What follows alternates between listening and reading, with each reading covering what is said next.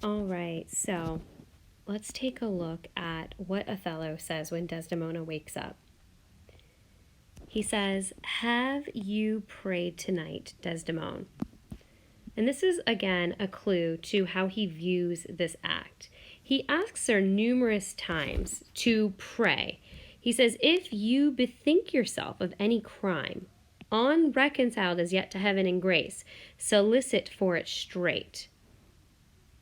He says, "I will not kill thy unprepared spirit. No heaven forfend. I will not kill thy soul." So he believes that what he is doing here is justice because he's under this Christian notion. If she confesses her sins to God and asks for forgiveness, then she can be redeemed. She can be forgiven and will be able to go to heaven. So he wants to make sure she confesses these sins, gains forgiveness. That way, when he kills her, she can go to heaven and not have the possibility of going astray again. He's afraid that if he doesn't kill her, like he said earlier, she'll betray more men, that she'll have another affair. So, again, as justice, he will save her soul by killing her body.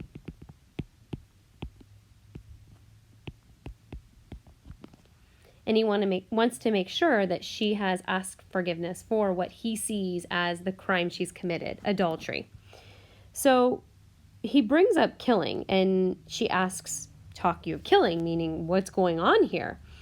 And she asks what it is that she has done.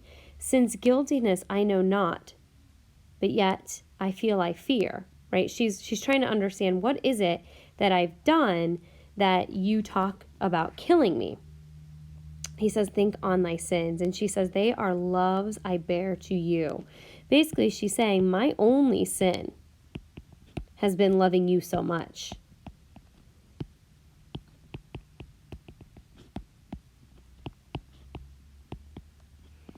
And again, we're reminded what makes a tragedy so effective is we have something exceptional that is destroyed. We're reminded of their intense, compelling, beautiful love that they had for one another. And he says, "For that thou diest," right? You loved me, but you loved too much, meaning you loved other men. And so she still doesn't understand what it is that she's done wrong. And he brings up the handkerchief. And he finally tells her that he believes she's cheated with Cassio.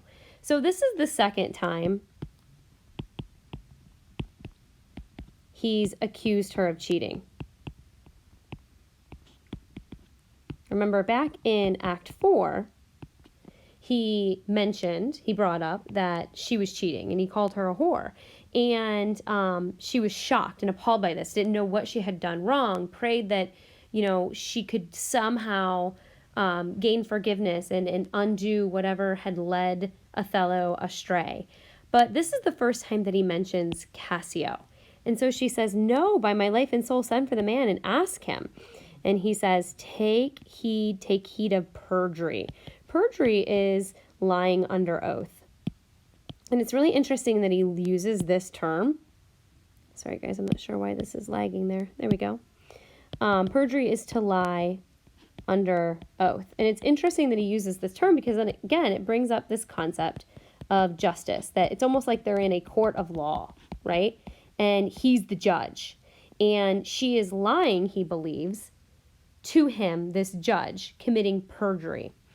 And so he again offers her this ability to confess her sins and to redeem her soul. And she says, "I never did offend you in my life, never loved Cassio. But with such general warrantry of heaven as I might love, I never gave him token." So she is directly telling him, I did not cheat. I never loved Cassio any other way than what would be expected between two friends, and I never gave him this handkerchief.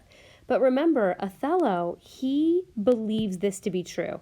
So even though Desdemona directly denies it, he doesn't believe her.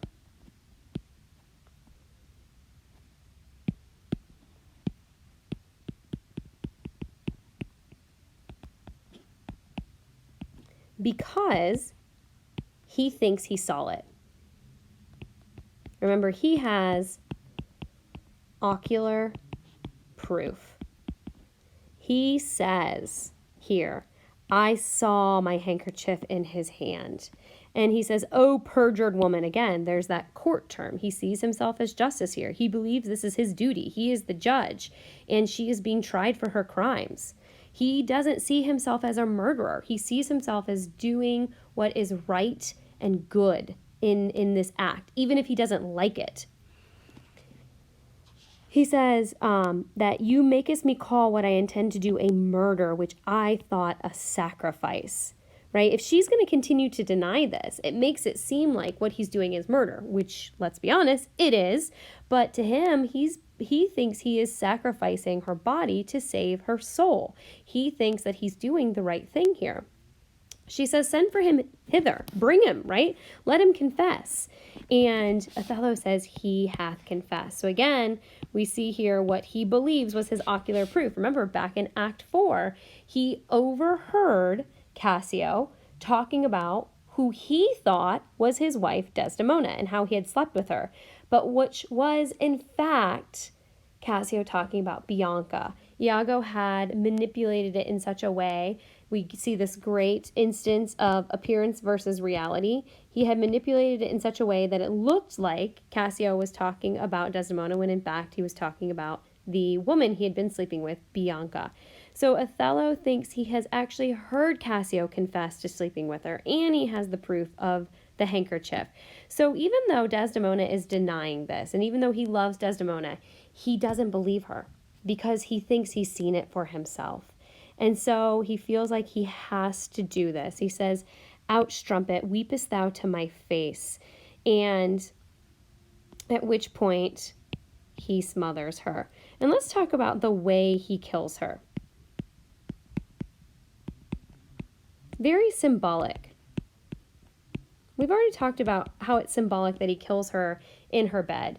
But he could have killed her in her bed in a number of ways. He chooses to smother her because this is a very close, personal, passionate death. If you poison someone, you don't have to be close to them to kill them. If you shoot someone, you don't have to be close to them to kill them.